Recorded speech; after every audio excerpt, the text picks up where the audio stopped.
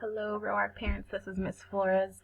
I wanted to create a tutorial to help you guys at home to learn how to navigate the at-home learning hub. Where we're going to get started first is on AISD.net, our district homepage. If you scroll down just a little bit, there's some different resources for parents, as well as a direct link to the Learning Hub, which is where we're going. Oops, not there. Where we're going next. So now that we're on the Learning Hub, if you scroll down just a little bit, it's going to give you an option to request technology. And this is per that announcement that I shared. If your child is still needing technology, or if the technology they had is no longer working, this is an option to receive additional technology. Scroll down just a little more, and there's some tips for parents to learn how to schedule and just navigate this new distance learning, as well as additional tips for students how to access the internet if needed. And then if you notice right here, it gives you an option to reset student passwords. So I know that there has been some conflict in accessing the Rapid Identity accounts, or if your child forgot their password. Before we have the password reset, please reach out to me and see if we can try a couple passwords to see if those work before we take that route and reset it. Scroll down a little more. And this is going to be the grade level resources as part of the Learning Hub, and we're going to go straight to 3rd grade. Now that we're on here, it starts off with phase 2, just to kind of explain what those phases are. So when the district initially closed campuses, they rolled out a few different phases on how we're going to continue our learning at home.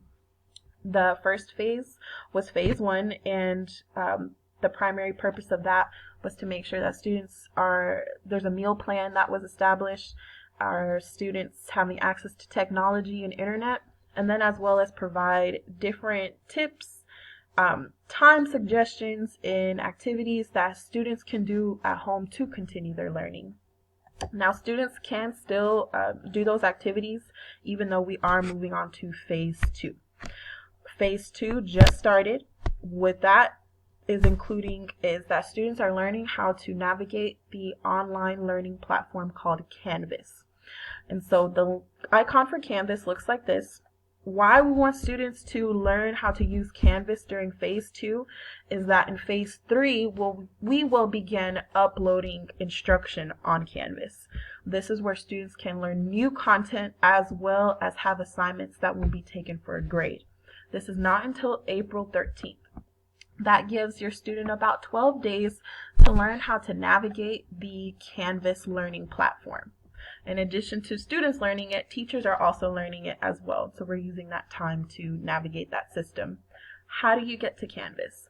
Well, there's a couple of different ways to do that. One way that you can do that, they give you steps on here on how to access it, as well as a link. And it's going to be the same login that your student used at school. The first 5 letters of their last name and lunch number, and then their password. Once again, if your child forgot their password, reach out to me and we can try a few to see which one works. The second way that you can log on to Canvas is through Rapid Identity. So once you have put in your password, your student will be logged in. Mine's going to look a little bit different since it's the teacher view and I have different applications than the students. But I do have Canvas like the students, and it'll look just like this. So 2 different ways to log on. If you scroll down just a little more, it gives you some information on how parents can navigate that. Now, just going back to the information they shared in phase 1, if you have not seen this yet, different suggestions, activities that students can use, apps that are found on Rapid Identity, apps that students are familiar with. Scroll down a little more tips and suggestions for reading. Once again, the activities that are on the Learning Hub right now are optional. They are not going to be taken for a grade, but it is important that students are continuing their learning at home.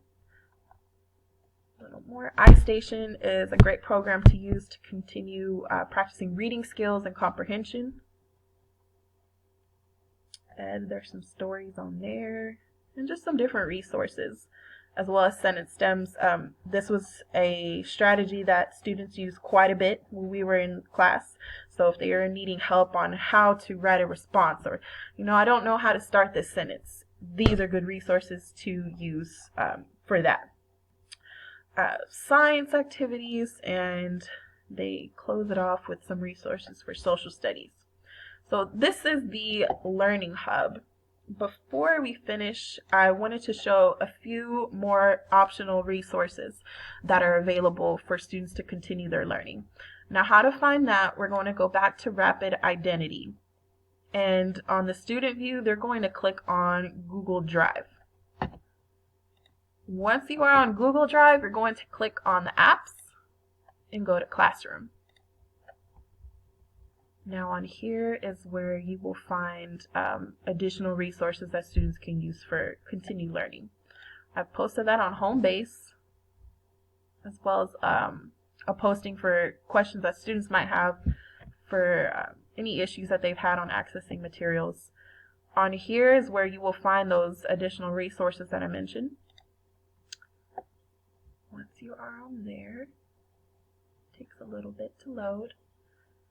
Now, these are other websites that students can visit to continue their learning. Once again, these are not a requirement. This is completely optional, but if you are needing some additional practice, you may visit here. They may go on Prodigy. I've created an account for them, and if they need help accessing that, let me know. NumberSense, Tumblebooks are ebooks. Kind of like Netflix for books. It's a pretty cool website. Ed, that was found on the Learning Hub. ReadWorks, there's a couple of assignments. They might say that they're due, but it's not a grade. It's simply for continued learning and practice. For Science and Social Studies continued learning, I've included a couple websites as well as some miscellaneous websites. For keyboarding practice, I know the students enjoyed that, and grammar practice as well. Once again, those are not mandatory. April 13th will begin phase 3. This is when students are going to be having work that is going to be uploaded on Canvas.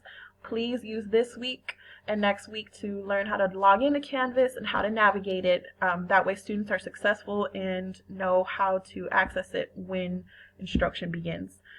I'm in this with you guys. If you have any questions or need anything else, please feel free to reach out to me, and we can either make a tutorial like this or we can have a conversation on the phone to solve what you need. Thank you, parents.